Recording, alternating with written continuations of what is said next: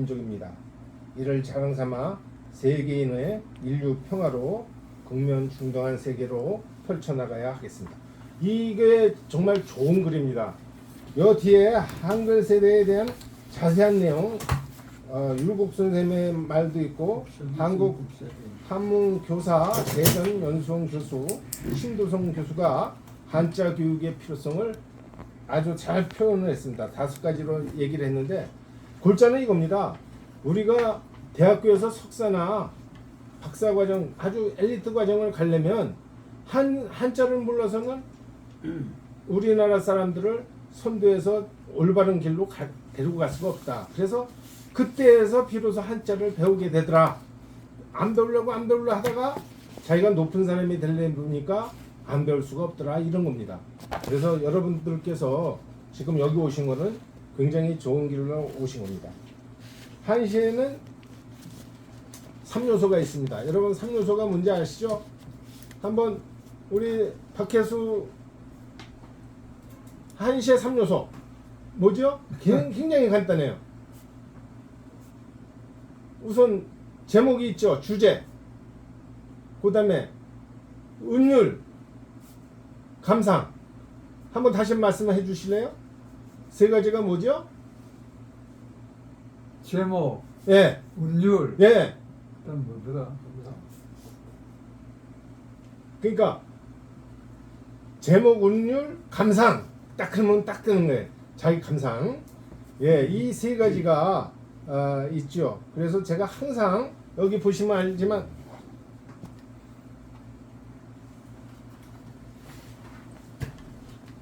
항상 제 저기를 보면 여기 보면 한시는 시제가 있죠. 시제가 제목이라는 얘기예요. 아분법이 운율이에요. 연법, 아분법하고 연법. 요거는 이제 2가지가 다 어떻게 보면 운율을 말하는 거죠. 그런 다음에 개인적인 감상이 꼭 있어야 된다. 시의 3요소. 그러면 제목이 있고, 그 다음에 운율이 있고, 그 다음에 감상이 있다. 이렇게 알아주시면 되겠고요. 말하자면은 주제와 잘 어울리는 거를 운율도 맞추고 감상도 맞춘다. 그게 가장 중요한 거는 뭐예요? 이 대상. 이 나를 빼놓고 모든 게 다 대상입니다. 이 대상을 우리는 뭘로 다 봐요? 눈, 코, 입, 귀, 뭐 이런 걸로 다 봅니다. 내 정신을 가지고도 보죠. 이렇게 법상으로도 보고. 이러한 객관적으로 대상에 전부 다 대상. 이런 것을 나타내는 게 기승전결해서 기에는 제목을 쓰는 거고, 승에는 본 대상, 모든 대상을 쓰는 거예요. 뭐 여기에도 보면은 영의 음소절이라고 그랬잖아요. 소식이 절단이 됐어. 영외라는 것은 뭐예요? 이 지역 외에, 그러니까 뭐 여기가 영이 만약에 한국이다 하면 한국 외에, 또 여기가 만약에 내 고향이다 그러면 고향 바깥으로는 소식이 절단이 됐다 이거죠. 이 영외라는 의미가 금방 이해가 됩니까? 그러니까 저기에다 가족 외, 그러면 뭐예요? 가족이 아닌 바깥으로는 절단이 됐다는 거죠. 음소가. 그렇게 영외를 생각하시면 됩니다. 그러니까 영이라는 게 말하자면 예, 이쪽으로 앞으로 오시죠. 여기 앉았지. 예, 앉아주세요. 그래서 주제와 잘 어울리는 시어를 찾는 겁니다. 이제 좀 이따도 다 하겠지만 시어라는 게 굉장히 중요하다. 아까도 제가 수업 전에도 얘기했지만 상하, 중, 또 여기 내외, 근, 원. 근은 가까운 거고 원은 먼 거고. 이러한 것은 굉장히 우리가 얘기할 때 뭐 조사라고 그러죠. 보통 이렇게 직접적으로 하는 게 아니라 부가적으로, 보조적으로 도움을 주는 그런 부사지만 저런 것이 의미가 크다. 창이 있잖아요. 창. 내 마음의 창도 있지만 집에서 보는 창도 있고, 이 창외라고도 할 수 있고 창내라고도 할 수도 있고, 이것이 그런 거를 연관을 시켜면은 그게 시어가 된단 말이죠. 시어라는 게 어려운 게 아니라. 이해가 됐습니까? 시어를 찾는 노력이 굉장히 중요하다. 시어를 잘 고르는 작업이 바로 한시를 잘 쓰는 방식이다. 우리 김 선생님, 한시를 잘 쓰려면 뭐를 해야 돼요? 시어를 맞습니다. 시어를 찾으면 한시를 찾을 수가 있어요. 한시를 쓸 수가 있어요. 제가 항상 얘기를 하잖아요. 제가 한시를 쓸 때 시어를 다 내가 오늘 느꼈던 시어를 감성적인 거는 내가 본 거는 뭐고 느낀 거는 뭐고 하고 시어를 찾는 거예요. 시어를 막 써놔요. 그리고 내 감정은 어땠을까? 희노애락이라든지 인의애지라든지 뭐 이런 나의 감정, 내가 어떤 감정이었던지 그런 거를 또 시어를 찾아서 쓰는 거예요. 거기에서 그러면은 내가 못 찾겠다. 그러면 좋은 시 여기에서 갖다가 쓰는 거예요. 지금 처음 오셨죠? 네. 제가 강의를 했는데 시를 잘 쓰려면 어떻게 한다고요? 시어요. 오, 이거 봐요, 봐. 금방 알잖아요. 천재네.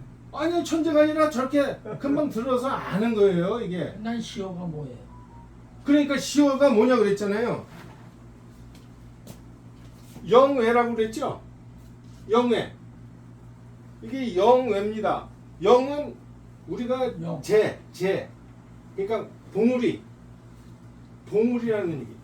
그러니까 젠마루라고 그래요. 그렇죠. 젠마루라고 할 때 영이 그런 겁니다. 그러니까 뭐 대관령 할 때 령이에요. 이 령외예요.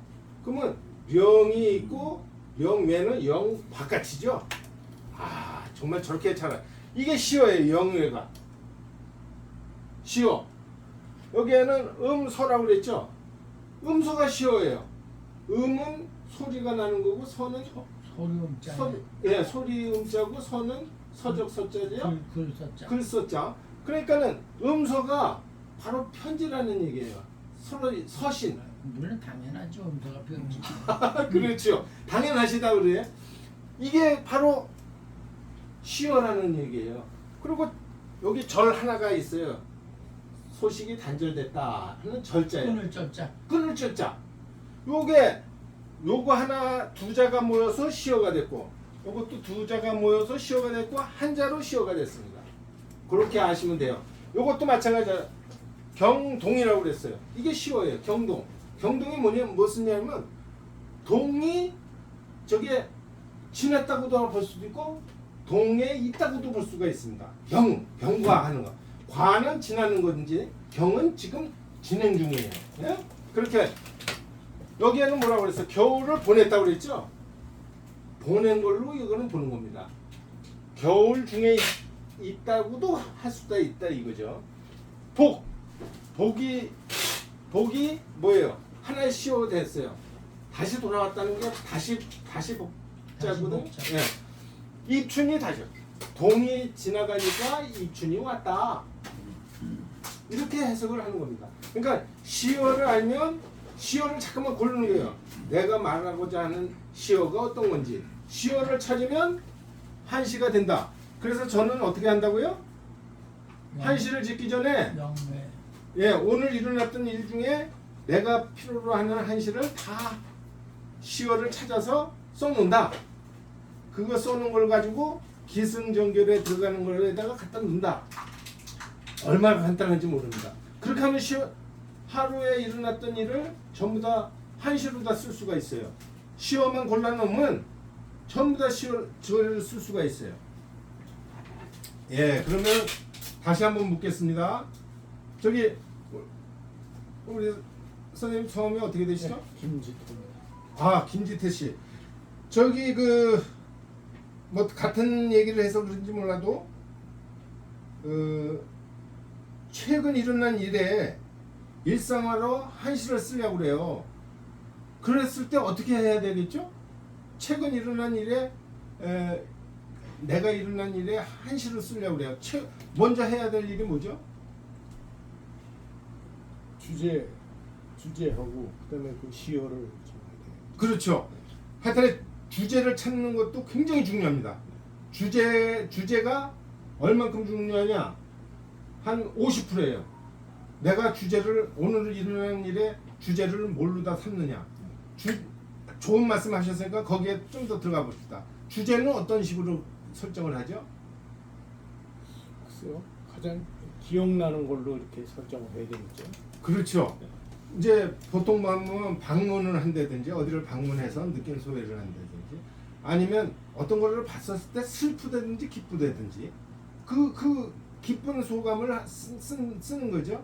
그런 나의 그 감회를 그러니까 기쁘고 뭐 슬프고 희노애락에 대한 감정을 쓰는 것도 되고 어디를 방문했다든지 또 누구를 만났어요.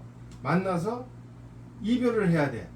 그러면 그거에 대한 그 지역이 굉장히 중요할 수 있거든요. 지역에 대한 자기가 방문한 소감, 이렇게 거기에서 헤어진 소감이라든지 이렇게 제목이 딱 나와야 됩니다. 지금도 여기에 보면 도한강이죠. 야, 제목 저렇게 제목이 나오면 50%는 된 겁니다. 50%는 굉장히 중요한 얘기죠. 지금 여기 이빈이라는 사람이 도한강이라고 그랬어요. 저게 왜 중요한지 말해줄 수 있는 분. 왜 중요합니까? 도라는 게 뭐죠? 그러니까 예, 건너는 거예요. 한강을 건너면서.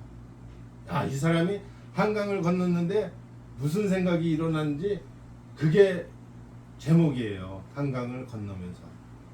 근데 그때 건넜는데 전부 다 한번 여기 누구 좀 읽어봐 주실래요?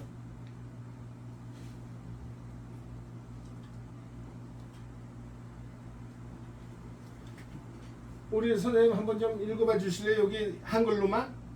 눈이 어두워가지고 누구 읽어? 예. 예, 읽어봐 주세요. 서울 떠나 있어서 소식조차 끊어졌는데 겨울을 보내고 나니 다시 봄이 되었구나. 고향에 가까울수록 마음은 더욱 두드러져. 감히 행인에게 좋다도 묻지를 못하였네. 느낌이 뭐 오십니까?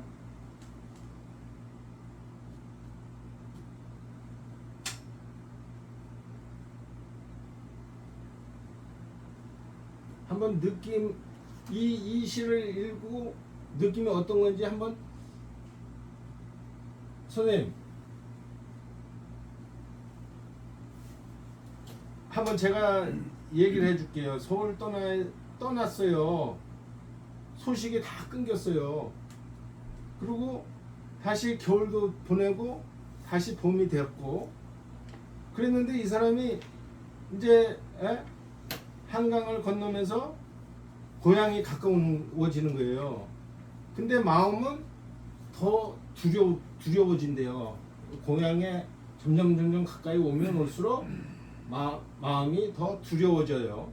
근데 그 가까이 가면 갈수록 아는 사람도 만날 수도 있고 고향에 지금 소식이 어떤지도 모르는데 어떤 걸 물을 수가 있는데 근데 행인에게 거기 지나가는 행인은 다 그걸 다 알겠죠. 행인에게도 묻지를 못하였네. 그건 말이 무슨 말이냐면 굉장히 그 고향이 그립고 아쉽고 머릿속에 다 있는데 두려운 거예요. 어떻게 변할지도 모르고 어떻게 변한지도 모르고 그러면서 행인에게조차도 겁이 나고 말을 못하는 거예요. 그거를 이해하시나 보네.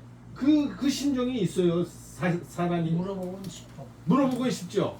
근데 안 물어볼 수가 없어요. 자기가 그 심정을 그대로 나타낸 겁니다. 이민 씨가 이게 그래서 왜 그게 그러냐면요. 요 밑에 써놨잖아요. 선생님 얘기가 바로 그거예요. 그 사이에 집안에 안 좋은 일이 생겼을까봐 묻지를 못하는 거예요. 그 아름답고 정겨웠던 집안에 무슨 일이 나빠졌을까봐 그걸 못 묻는 거예요. 가서 자기가 빨리 보면 되는 건데 보기 전에 누구한테 묻지를 못하더라. 이게 아주 좋은 시라서 작자 이비는 뭐 하던 사람입니까? 아주 좋은 거 물으셨습니다.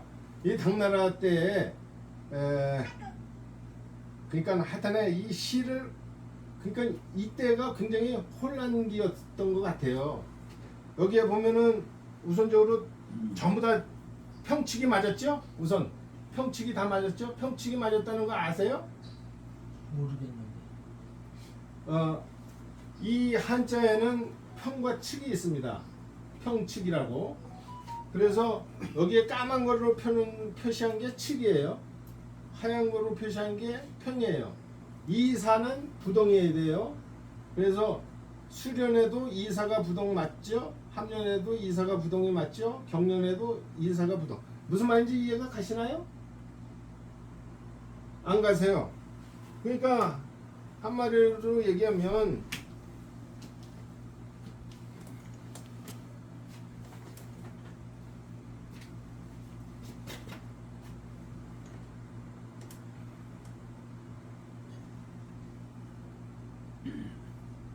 수련에 이렇게 돼 있죠. 수 처음인 거를 수련이라고 그러고 두 번째 함경미라고 그래요. 수련에 보면 이렇게 돼 있죠. 요게 측이에요. 측. 평. 요게 측이고요. 그러면 무슨 얘기면 한자에는 평인 글자가 있고 측인 글자가 있다. 이렇게만 알아두십시오. 그래서 두 번째 있는 거하고 네 번째 있는 거하고 여기가 측이면 평이고 여기가 평이면 측이어야 된다 이거예요. 이사부동은 무슨 말인지 알겠어요? 둘째하고 넷째하고. 예, 두 번째하고 네 번째하고 부동해야 된다 이거. 같으면 안 된다. 움직임이 없고. 이사부동 한번 해보세요. 이사부동이에요. 이사부동. 그러니까 오원시에서는 이사부동이다. 만약에 여기가 동그라미가 되면 여기는 뭐가 돼야 돼요? 측. 아, 딱 맞았어요.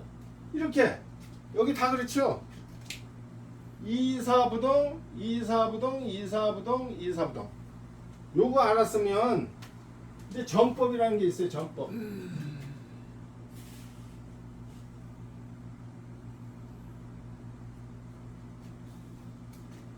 기승전결이라고 그러죠. 우리가 보통 기승전결이라고 그래요. 다른 말로도 많이 쓰지만 기승전결에서 여기하고 측하고 평하고 됐어요. 근데 여기에서는 기하고 승에서는 요것이 반법이에요. 반대로 돼야 된다 이거예요. 반법. 아, 그러니까 여기가 측이니까 평으로 되고 여기 평이니까 측.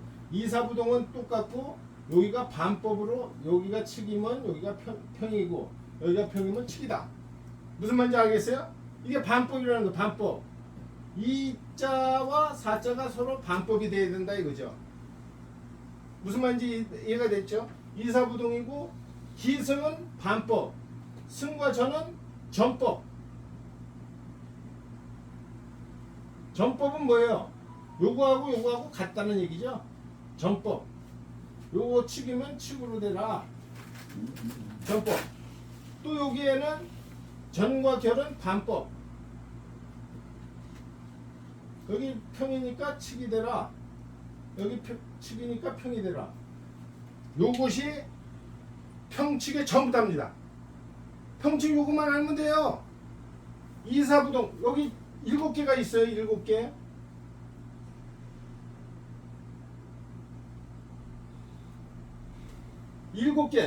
자가 7개 있는 거를 7원이라고 그래. 7원. 아까 지금은 5개로 했으니까 5원이라고 그러고 7개로 하는 걸 7원이라고 그래요.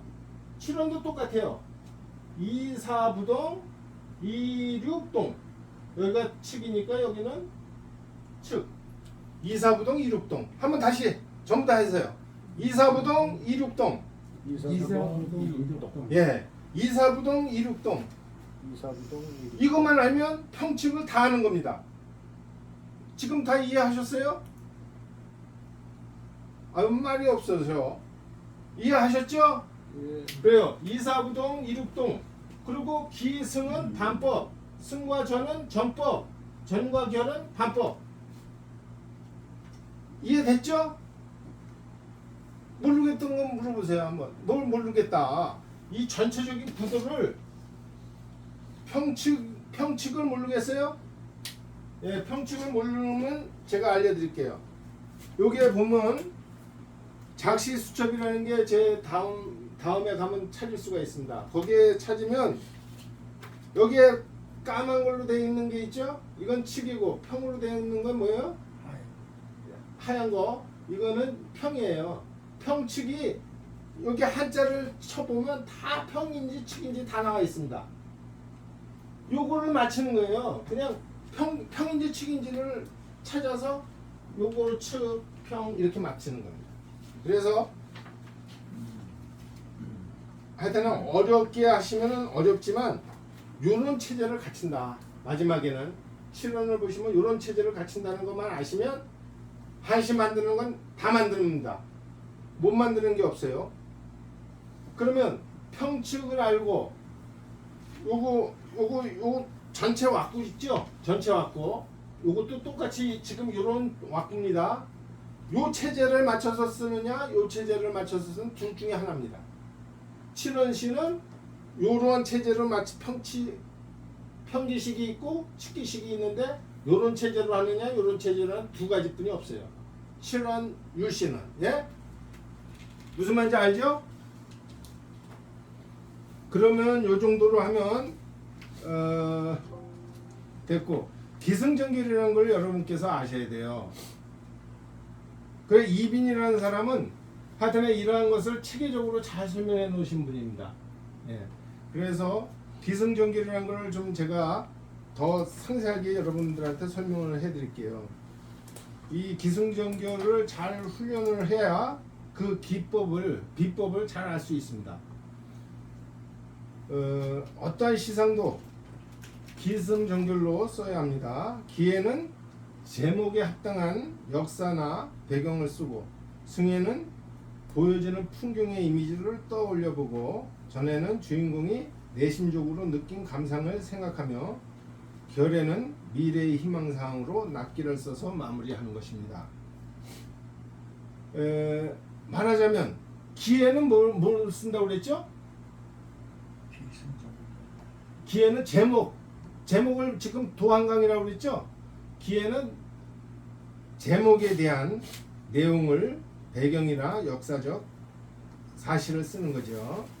그러니까 여러분들께서 뭐 이별을 하고 싶다, 축하 감사 인사를 하고 싶다, 길 가다가 거기에서 꽃을 보고 느낀 감정을 쓴다, 또는 어디에 방문했더니만 뭐 여러분들 그런 거 많죠.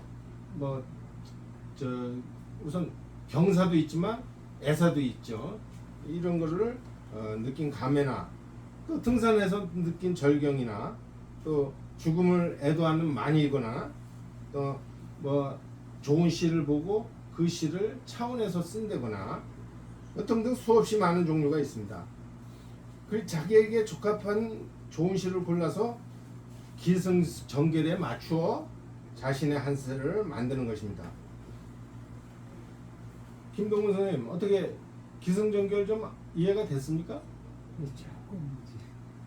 한번 좀 이게 너무 어렵게 생각하지 말고 예. 기는 뭘 쓴다? 제목. 예, 제목을 분석하는 예. 거죠. 예. 제목을 분석하는 게 기에서 쓴다. 그러니까 여기에도 보면은 뭐 도한강 하면 도한강을 내가 왜 쓰게 됐고 하는 걸 쓰는 거죠. 원인 같은 거, 이유 같은 거 쓰는 거죠. 그러면 승에는 보여지는 거. 예, 보여지고 예. 들리고 예. 뭐 생각이 나고 뭐 그런 걸 쓰는 거죠. 예. 객관적인 걸 쓴다. 이렇게 생각하시면 쉽습니다. 객관적인 거. 그러면 전에는요. 그 마음의 느낌. 예, 주관적인 걸 쓴다. 기승전결 기는 제목을 분석하는 거고 승은 객관적인 거 대상을 쓴단 말이죠. 객관적인 대상. 그리고 이건 저는 주관적인 내 사상, 생각 완전히 구분이 되죠. 좀 결에는 뭐는 걸 쓰는 결. 앞으로 날. 희망상, 예. 희망상, 꿈, 희망상 또 저기 막 우리 관중들이 있으니까 관중에게 낱개를 쓰는 거예요. 우리 갑시다 뭐 이런 식으로. 그러면 기승전결을 다 아셨죠? 지금 그 정도 하면은 다 하신 거예요. 왜냐면 제목을 분석한다. 객관적인 대상을 쓴다. 내 주관적인 감상을 쓴다. 그런 다음에 희망상을 쓴다. 이 기승전결을 다 아셨어. 그러면 어떤 한실에도 내가 느낀 거를 갖다가 쓸 수가 있는 겁니다. 이제 뭔가 감이 오셨죠? 그래요. 그러면 아까 말씀드린 대로 제목이 있어요. 제목이 있으면 시의 3요소가 뭐랬어요? 운율. 이게 운율이에요. 이게 운율. 딴 거 아니라 이게 운율. 지금 기승전결이 뭐예요? 객관적인 감상. 기승전결이 그렇습니다. 그래서 이 시의 3요소를 다 맞추려면 이런 것만 알면 전부 다 알 수가 있다. 여기 이 자 중에 여기 그 도안강 중에 모르시는 한자가 뭐 있습니까?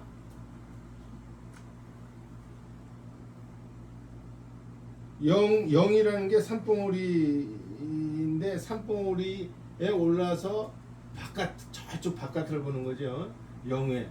그러니까 내 자신을 봤을 때 나 외에 모든 것에서 절연이 됐다 그런 거고, 다시 입춘이 돌아왔다 그러고, 근향이라는 게 점점 고향에 가까워질수록 이 갱이라는 게 아주 강하게, 겁이라는 게 이제 두려운 마음이죠. 두려운 마음이 점점 더 많아지는 거죠. 부감이라는 게 이제 감이 뭘 한다고 그러지만 할 수가 없다는 데 부자를 쓰죠. 부감. 문이라는 건 묻는 거고, 지나가는 행인에게도 물을 수가 없었다. 감히. 이런 얘기입니다. 그러면은 뭐 어려운 한자도 없을 것 같고, 기승전결에도 보면 봄이 다시 와서 점점 고향에 다가가면 겁이 난다. 물을 수도 없다. 이랬어요. 아주 부감할 수가 없다. 물을 수도 없다. 그리고 자기의 아주 바라는 바는 뭐지요? 집안의 안부지요. 집안의 안부. 그것이 굉장히 커요.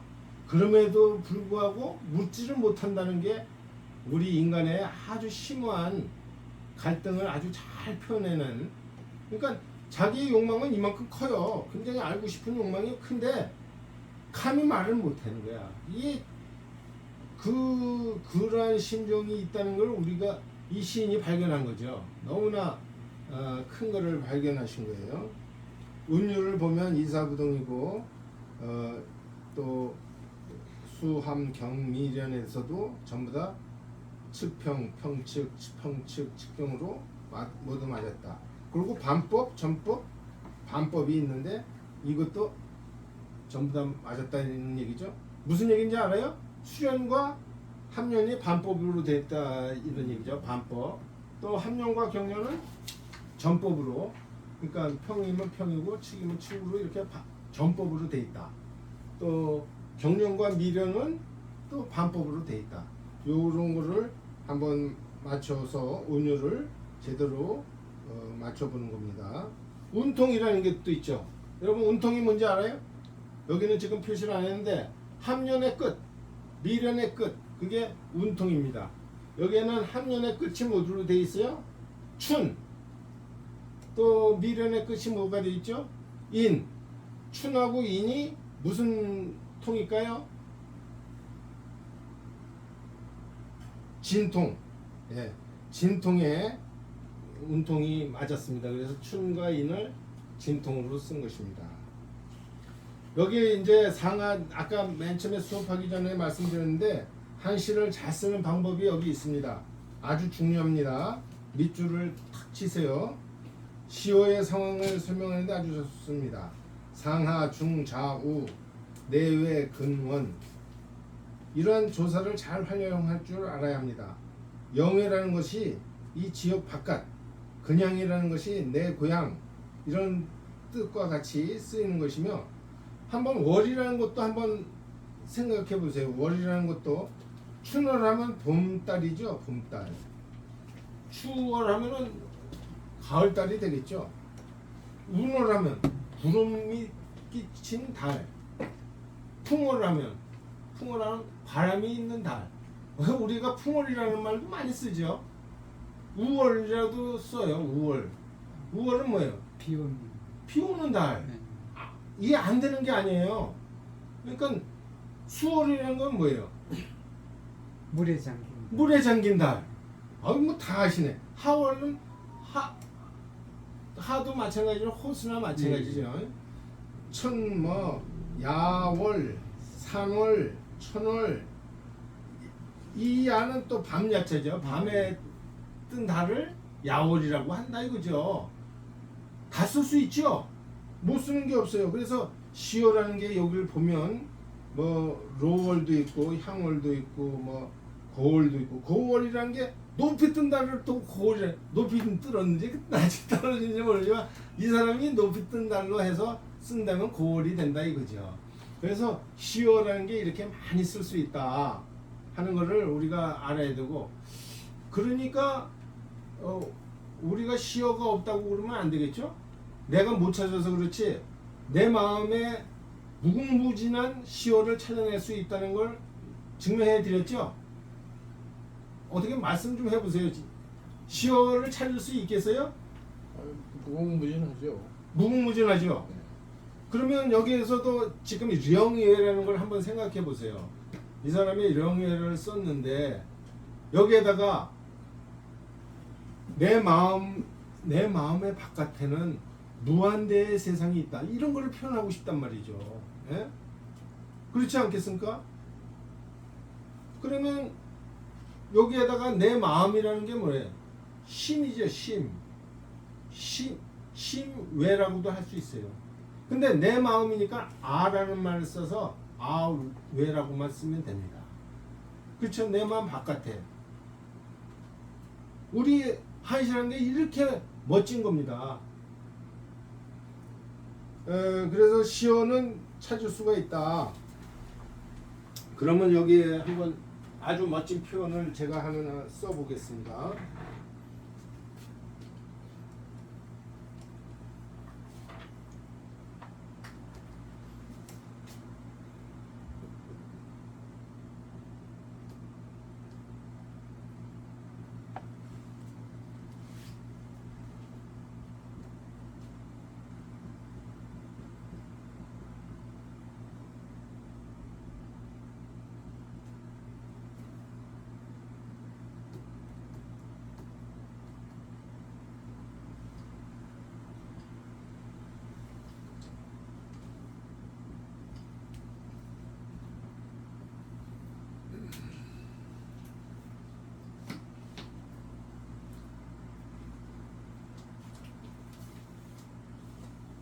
거두 망산월 저두 사고향 이렇게 썼어요.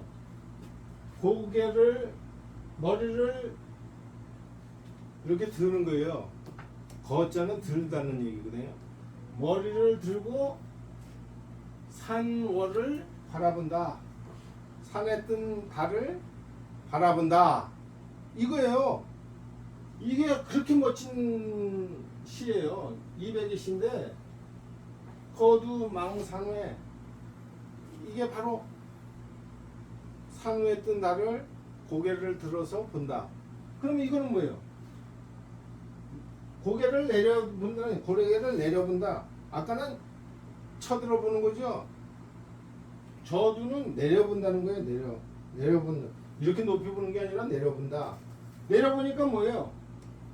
이 사람의 생각이 사고향, 내려보면서 고향을 생각한다. 얼마나 멋진 시인지 모릅니다. 사실 이거는 이런 시어를 발견하지 못하면 못 쓰는 거죠. 이런 시어를 못 찾으면 못 쓰는 겁니다. 이게 다 시어에서 나온 거죠. 그래서 가장 중요한 거는 시어를 찾는 거다. 그리고 뭐 이게 설명할 게 많은데 우선 이런 식으로만 여러분들이 아시면 되겠습니다. 시각적인 이미지를 순차적으로 앞이냐 뒤냐 또 상이냐 하냐 중간이냐 이런 이미지를 순차적으로 하고 인간의 삶을 단계적으로 비유를 했어요. 자신이 처한 입장을 이렇게 암묵적으로 표현하는데 어떤 식으로 해요? 상하다, 내려봤다, 올려봤다, 멀리 봤다, 가까이 봤다, 뭐 이런 식으로 자기의 삶을 이렇게 표시를 해서 여기도 했지만 영화라는 게 얼마나 멋집니까? 그렇죠? 아니 생각하면 할수록 정말 저 말이라는 게 의미가 깊더라고요. 그러면 이제 다음 두 번째 한시로 가겠습니다. 이것도 아까 이빈이라는 사람이 이게 이제 말하자면 편방을 당했다고 그래요. 그래 편방을 당한 게 뭐냐면 이제 그걸 우리나라에서는 뭐라 그러죠? 저기 시골로 내려가서 좌천대 당해서 살게 되는 거죠. 그래서 그렇게 하고 고향에 돌아가는 거예요. 그러니까 고향 사람들이 기다리고 있겠죠. 자기 가족들도 기다리고 있고 자기 아는 친구들도 다 기다리기 때문에 올라가면서 그 상태가 표현한 겁니다. 집안에 뭐가 안 좋은 일이 생겼을까봐 하는 상태도 있지만 집에 돌아갈수록 걱정이 점점 쌓이고 정말 길 가는 행인 아는 사람인지도 모르는데 그러한 사람에도 감히 묻지를 못하면서 가게 됩니다. 네. 그 다음에 두 번째 시를 한번 보겠습니다. 조발 소주라는 겁니다. 이건 송지문이라고 굉장히 유명한 사람이죠. 송지문 씨는 우리 그 5원이나 7원 뭐 이런 시의 정형을 만드는데 굉장히 노력을 많이 해서 아주 그러한 시의 정형을 만들어 놓은 사람입니다. 중요한 시로 도중한식을 전번에도 했어요. 저희가 별 두시문전이라는 것도 전번 시간에 했습니다. 굉장히 송지문이라는 분이 굉장히 유명하기 때문에 벌써 몇 차례 우리가 공부 안 했지만 벌써 도중한식이라든지 별 두시문이라든지 다 공부를 했습니다. 그리고 더 중요하기 때문에 조발 소주를 가져왔습니다. 우리가 살면서 헤어지는 이별의 시가 참 많아요. 이 송지문 씨도 도중한식도 한식날 고향으로 돌아오면서 쓴 게 도중한식입니다. 별 두시문도 마찬가지로 두시문하고 헤어지면서 다리에서 나무를 보면서 쓴 글이죠. 이별의 석별의 정을 나타내는 거예요. 조발 소주도 똑같이 이별의 한을 써놨는데 이거를 한번 좀 읽어보시죠. 누가 좀 읽어보실까요? 어떠한 그러니까 소주를 안 넘어갔습니다. 안 넘어갔어요. 예. 여기 밑에 하얀 글씨로 써놓은 것만 읽어주시면 되겠는데. 내가 하얀 글씨 읽어볼게요. 네네. 녹수는 진나라 서울 길이고 청우는 낙수교에 드리워져 있네. 옛 고향 산천 언제나 눈앞에 선하니 선하니요. 네, 선한이. 내 죽으면 혼 부르지 않아도 스스로 찾아가니. 야, 정말로 좋네요. 느낌이 왔어요, 저는. 느낌이 어떤 건지 이해가 되세요? 여기에 보면 녹수가 있죠. 녹수. 청운이 있어요. 이게 고원, 내 고향의 정원이죠. 근데 녹수라는 것도 한번 생각해 보시면 녹수라는 게 아주 푸른 물 아니겠어요? 녹수, 푸른 물이고 또 여기 수니까 푸른 나무네요. 그렇죠? 푸른 나무. 이 수도 물 숫자가 있고 저거는 나무 숫자니까 푸른 나무. 또 밑에는 청운, 푸른 구름. 이것이 어디를 말하는 거예요? 미국에 있는 청운이 아니고 미국에 있는 녹수가 아니고 바로 이 고원, 이 예? 저기 송지문이가 살고 있는 고향 땅에 녹수구 청운이란 말이죠. 이게 다 눈에 선한 거예요. 다 자기 고향 땅에 있는 녹수라든지 청운이 다 눈에 선한데 내 혼이 이제 혼이 가면 부르지 않아도 이게 온다는 거예요. 이쪽으로. 내 혼은 벌써 여기를 다 알고 있어요. 그래서 우리 뭐 제사 지낼 때 혼을 부르지 않습니까? 왜 부르지 않아도 혼은 온다 일로. 그 얘기를 한 겁니다. 참 소주를 떠나면서 하시는 생각이 이렇게 멋지게 됐습니다. 무슨 말인지 이해가 되십니까? 우리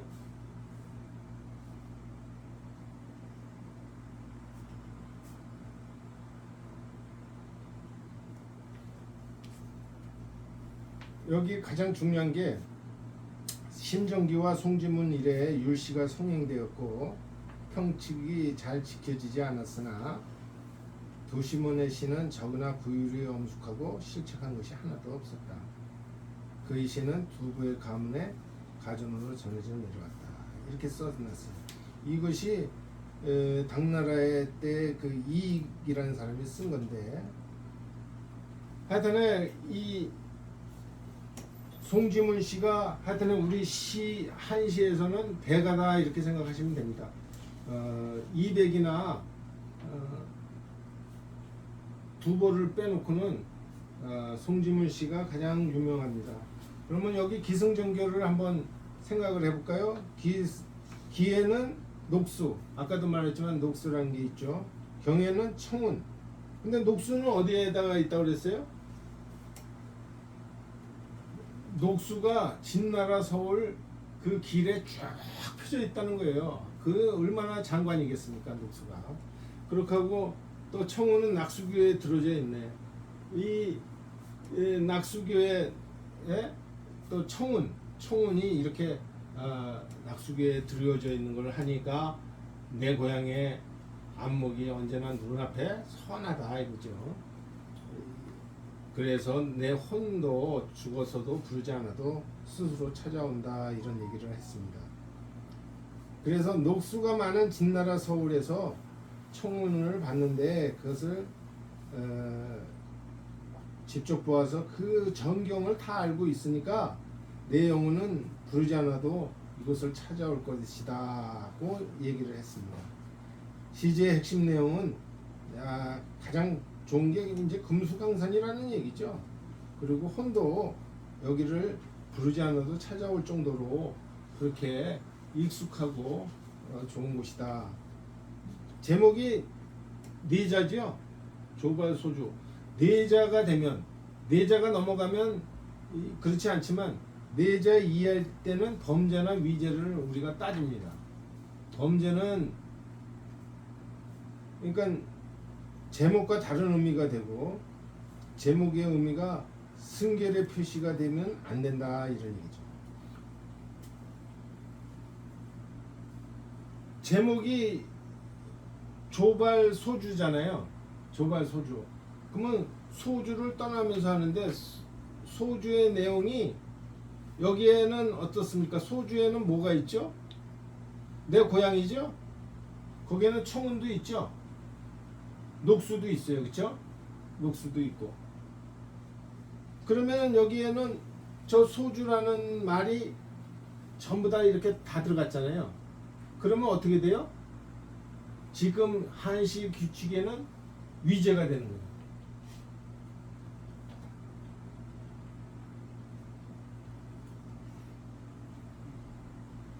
지금 위죄나 범죄를 얘기를 하고 있습니다. 주인공은 객관적 상관문을 자신의 감정과 대비 조절하면서 투사된 감정이입의 아름다운 소리를 찾아내었습니다. 녹수와 청운을 고원에서 보았다는 것을 의미있게 다룬 내용입니다. 고원 장제목이라는 거 세 번째 보이시죠? 장이라는 게 길이 오래도록이란 말입니다. 장. 눈에 선하다는 의미를 가지고 있습니다. 내꾸와 외꾸. 그러니까 내꾸 외꾸 하면은 어렵지만 이 두 개를 이렇게 같이 이게 내꾸고 외꾸다. 내꾸다, 내꾸고 외꾸다 이렇게 생각하시면 됩니다. 어렵게 생각하지 마시고 두 개씩 묶어서 녹수는 진경도요, 청은 낙수교요, 고어는 장제목인데요, 혼치하면은 불수초라. 이렇게 두 자씩 같이 이렇게 묶어서 내꾸 외꾸로다가 해석을 하시면 됩니다. 그러니까 태어나서 자란 고향의 전경이 눈에 선한데 이보다도 100배 더한 것은 자신의 집적 고향 땅이라는 것이겠죠. 이러한 고향 땅을 밟아보고 싶은 그 시인의 심정을 이해하고 공감해 봅시다. 아분을 한번 살펴보겠습니다. 아분이라는 게 기승전결에서 승과 결의 마지막 자, 여기는 교자가 있고 초자가 있죠. 그러면 소통이네요. 교자가 다 소통에 있는 겁니다. 소통에 있는 아분을 사용했습니다. 당초기 율시 성행에 기여했으며 다만 평칙의 불규칙을 꺼리지 않았고 이사부동과 반법, 전법을 사용했습니다.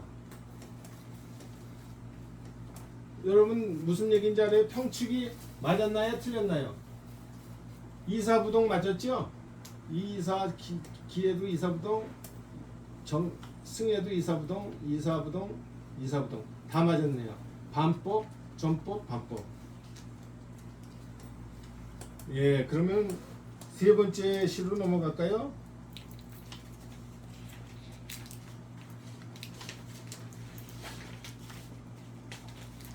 예. 여러분들 이게 청평사라는 건 200이 시인데 한번 들어보신 적이 있나요? 중국의 4대 미인이 있죠. 여기 한번 좀 읽어봐 주실래요?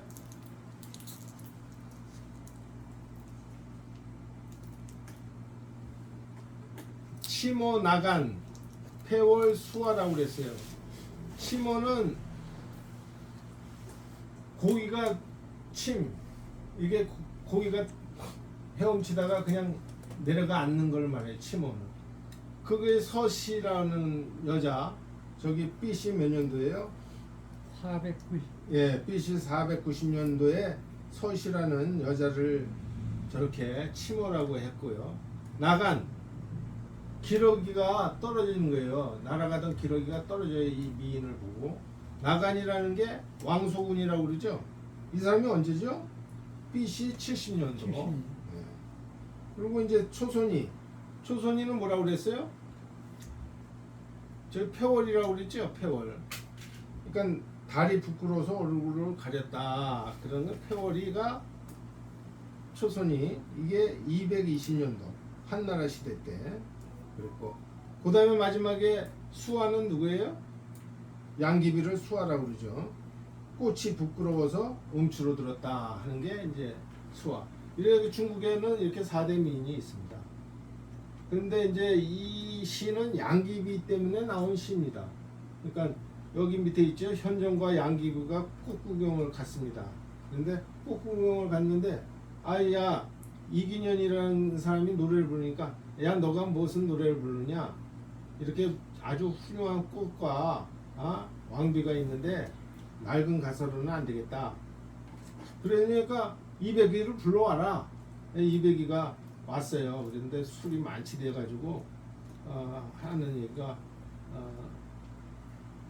꽃도 시샘할 양귀비를 보고 그 자리에서 노래 3장을 지었다. 이게 노래 3장입니다. 양귀비는 자기를 한나라의 성제를 유혹한 조비연으로 비유했다고 해서 이백이를 추방을 시키게 이제 말을 했다 이런 얘기입니다. 그러니까 이 시를 짓고 이백이가 쫓겨났어요. 왜냐, 조비연이라는 걸로 양귀비를 표현을 했다 해가지고 그 양귀비가 싫어했던 거예요. 근데 하여튼에 이 시가 그렇게 멋지게 지은 시입니다. 그러면 우리 선생님 한번 좀 난 눈이 눈이 나빠서 우리 한번 좀 읽어봐 주실래요? 예, 구름 같은 그대 하얀 꽃 같은 그대 얼굴 봄바람 난간 스치며 진주잇을 반짝인다. 그대를 만약 산정에서 만나지 못한다면 정령코 요도의 달빛 아래 만나리라. 농염한 붉은 꽃송이에 잇을 맺혀 향기로운데 구름 속 무산 선녀마당 애간장만 태우네. 문논이 옛날 한나라 궁궐에서 누구와 견줄까? 어여쁜 조비연이 새로 단장하면 모를까? 모란꽃과 경국미인 서로 보며 기뻐하니 오래도록 임금께서 웃으시며 바라보네. 스치는 봄바람에 온갖 시름 모두 풀어버리고 치명전 북쪽 난간 위에 기대어 서 있네. 아 예. 이 세 개 시를 전부 다 읽어봤는데 느낌이 어떻습니까? 지금 저 위에 같으면 구름 같은 그대 하얀 옷, 꽃 같은 그대 얼굴 네 자하고 세 자하고 나눠서 읽어보세요. 여기 나눠서 보면 운상의상이라고 그랬죠. 구름 같은 옷이란 말이에요. 의상이. 어? 상은 보이는 거죠. 그러니까 운이 바로 의상과 같다 이런 얘기인데 또 꽃이 자기 얼굴하고 같다는 거예요. 그러니까는 이게 두 가지를 이렇게 똑같이 상이라는 걸 놔두고 두 가지를 이렇게 겸비해서 말을 했어요. 요 밑에 것도 똑같아요. 춘풍, 구람, 로화농, 봄난간 스치며 진주인슬이 반짝인다. 이렇게 두 가지를 같이 이렇게 한 겁니다. 그리고 제가 이 한시를 하면서 가장 중요한 게 뭐라고 그랬어요? 세 번째, 전이다 이거예요. 전을 항상 유념을 해라. 모든 시에는 전에 해답이 있다. 그래 여기도 뭐예요? 약비, 군옥산, 두견. 군옥산의 머리를 보지 않았더라면 그런 거지요. 군옥산정을 만나지 못했다면 이 말이 이 시에 굉장히 중요한 핵심사항이다. 핵심사항. 그러니까 기승전결에서 시에서 가장 중요한 건 기승전결에서 전을 해석을 할 수 있으면 그 시를 한 80%는 알았다 해도 과언이 안 된다 이렇게 보시면 됩니다. 그러면 두 번째에 있는 세 번째를 한번 제가 제문의 차문 문 대신해서 묻는다는 거죠. 항공이 수득사 그 한나라 궁궐이 누가 이렇게 얻을 수 있겠느냐고 묻노라 이런 얘기예요. 그러니까 이 청평사라고 했는데 저게 아주 깨끗한 평화죠. 저는 아까도 얘기했지만 우리나라 평화 통일을 해야 된다고 그랬죠. 그 청평을 말하는 겁니다. 그 청평을 얘기하는 거예요. 이백이가 청평을 얘기하는데 이 양귀비를 만나서 우에 세 번째는 뭐라고요? 만약에 군옥산정을 만나지 못했다면 너를 어떻게 만났겠느냐? 노대 달빛 앞에서 만난. 이건 이제 양귀비를 그렇게 표현한 거 아니에요? 옛날에 궁궐에 누가 이렇게 얻을 수 있겠느냐 이거죠. 그걸 묻는다. 참 이 200의 생각이라는 것이 그 위에는 뭐라고 그랬어? 설저라고 그랬죠. 약 만약에 아니라면 그랬지만 여기는 참은 이렇게 빌어서 묻는다 이런 얘기예요. 그러니까 이 궁궐을 차지 안 하면 어떻게 하겠느냐 이런 얘기죠. 이 궁궐이 바로 너의 것이다 하는 얘기고 이후에는 군옥산정에서 만날 수 있는 그런 미인이다 이런 얘기죠. 그리고 요 세 번째를 한번 해보세요. 제가 아주 여러분들한테 시어를 찾는 방법을 얘기를 하려고 지금 이러는 겁니다. 강조를 해서 세 번째 요것만 한번 읽어봐 주실래요? 세 번째만 다시. 해석. 해석 춘풍 무한한. 네. 그게 무슨 뜻이죠? 없어 봄바람은 없. 그러니까 지금 여러분들한테 내가 시어를 가르쳐 드리려고 지금 이거를 강조한다고 그랬죠. 한번 생각을 해 보십시오. 여러분들 생각할 때 이 약비라는 거 쓰기가 참 어렵습니다. 참 어렵습니다. 시어를 찾을 때 이 약비를 쓸 수 있는 사람은 200일 뿐이 없습니다. 지금 대한민국에서 이런 거를 갖다 쓸 수 있는 사람이 있느냐 한번 물어보십시오. 없습니다. 제가 볼 때. 재문이라는 것도 그렇습니다. 차문이라는 것도 빌려서 여쭤본다는 얘기거든요. 이런 차문이라는 말을 쓸 수 있는 사람은 없고요. 해석이라는 말을 아주 전에 문장에다가 갖다 넣기가 쉽지가 않습니다. 여러분들 한번 곰곰이 생각해 보십시오. 이게 굉장히 중요한데 춘풍이 무한하게 한이에요. 온갖 시름, 아주 무한한 시름을 춘풍이 해석을 해줘요. 아니 여러분들 그게 가능해요? 무한한 내가 원한이 있는데 그 춘풍이 해석을 해줘요. 가능하겠습니까? 그런 글을 시어를 갖다가 놓고 쓴다는 게 시인들이 하는 일이다. 굉장히 중요하죠? 여기도 한번 생각해 보시오. 빌려서 묻는데 빌려서 물어요. 한궁이 과연 누가 한궁을 누가 얻을 수 있겠어요? 선생님은 한궁 얻을 수 있겠어요? 이거를 자기가 묻는 게 아니에요. 빌려서 묻는다 이거예요. 빌려서 내가 묻고 싶은 거 아니고 한궁은 누가 얻을 수 있겠냐? 그렇게 큰 한궁을 또 여기도 보면 만약에 곤옥산에 정상을 볼 수가 없다는 얘기잖아요. 이런 약비를 어디 시어를 쓴다는 게 굉장히 중요하다.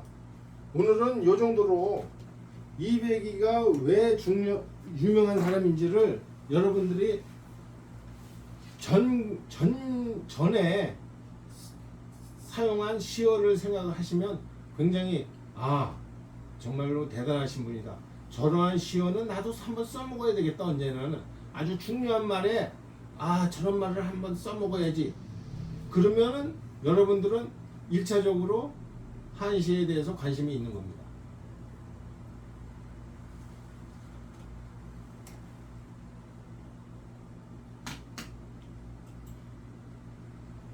예, 마지막입니다.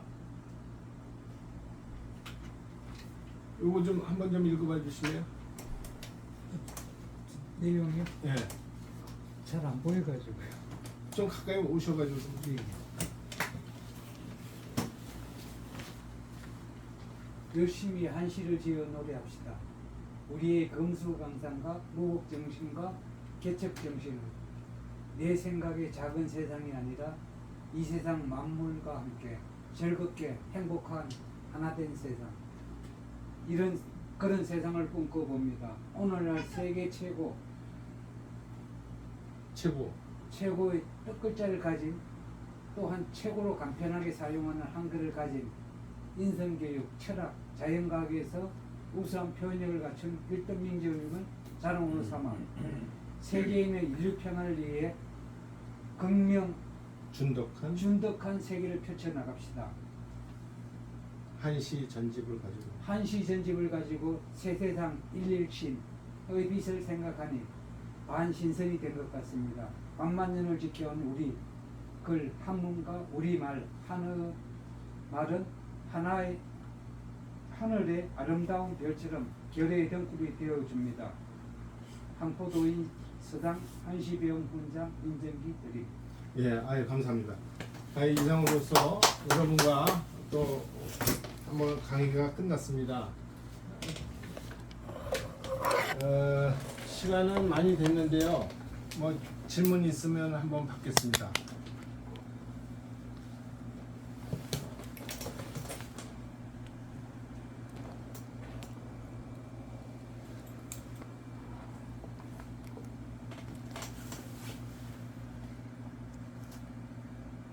박을레이 씨만 들어왔네요.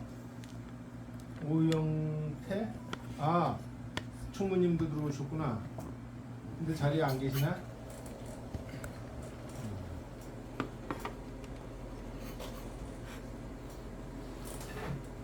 그래도 오늘 이렇게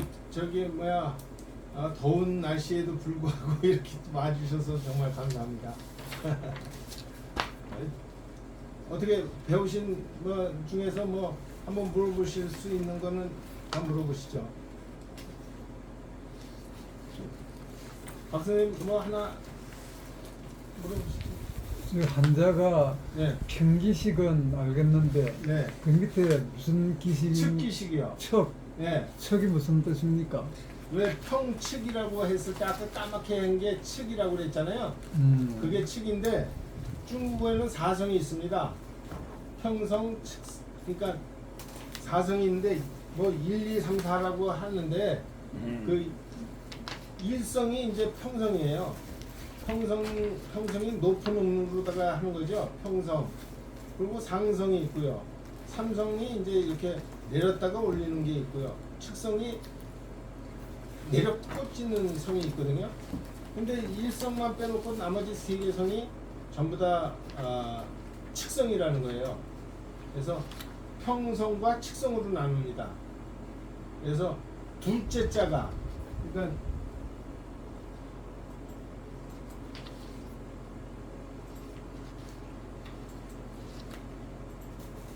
여기에 보면 둘째 자,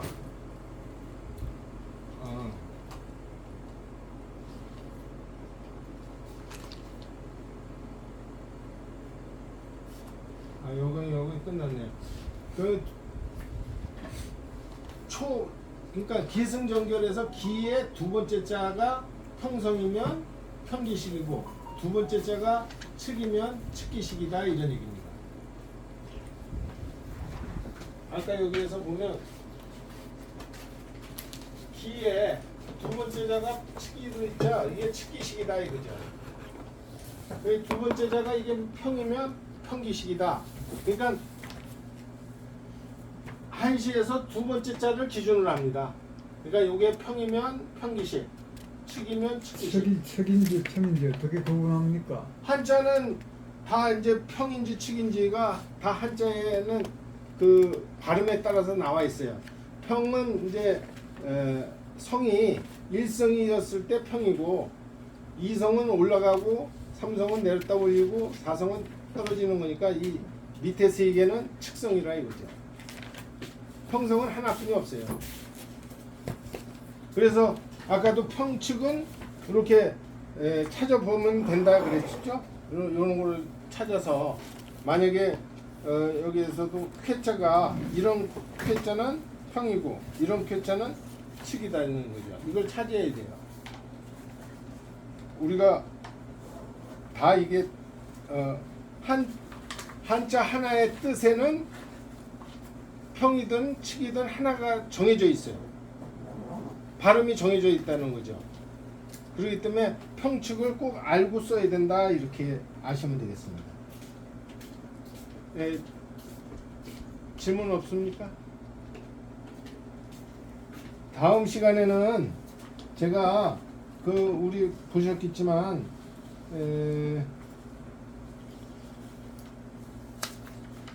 9월 26일 날 또 합니다. 숙제가 있는데 홍안남비입니다. 홍안남비. 여러분 보셨는지 모르겠어요. 그러니까 여기에 이제 제가 시어를 해놨어요. 공성, 안영, 안진, 풍납, 국계, 추색, 한성, 복화, 신량, 남례, 북치, 출한, 항공, 로안, 포정, 운비, 수습, 보안, 실력. 여러분들 이제 그 보시면 나오지만 이제 가을이 돼가지고 기러기 얘기를 많이 하는 것 같습니다. 그리고 하고 이제 서늘해져요. 날씨가 서늘해지고. 그래서 이런 거를 좀 보시고, 그래서 복화도 이제 지나가고, 또 짝을 잃는 게 많이 생기나 봐요. 그래서 신녀라는 게 짝을 잃는 그런 얘기거든요. 한번 이렇게 시호도 한번 보시면 좋습니다. 그래서 하여튼에 시간 내서 공부하시느냐고 수고가 많으신데 기항지사 잡은 거 재미있게 한번 자기 한시를 일기 쓰듯이 써가 보십시오. 제가 요번에 이제 재경부에 산후회가 있어요. 그 갔다 와서 써서 이렇게 보내니까 장관 뭐 차관 하신 분들이 어떻게 이렇게 갔다 왔는데 그 하루 사이에 이렇게 썼냐고 너무나 이거는 있을 수가 없는 일이라고 그러면서 전화를 했더라고요.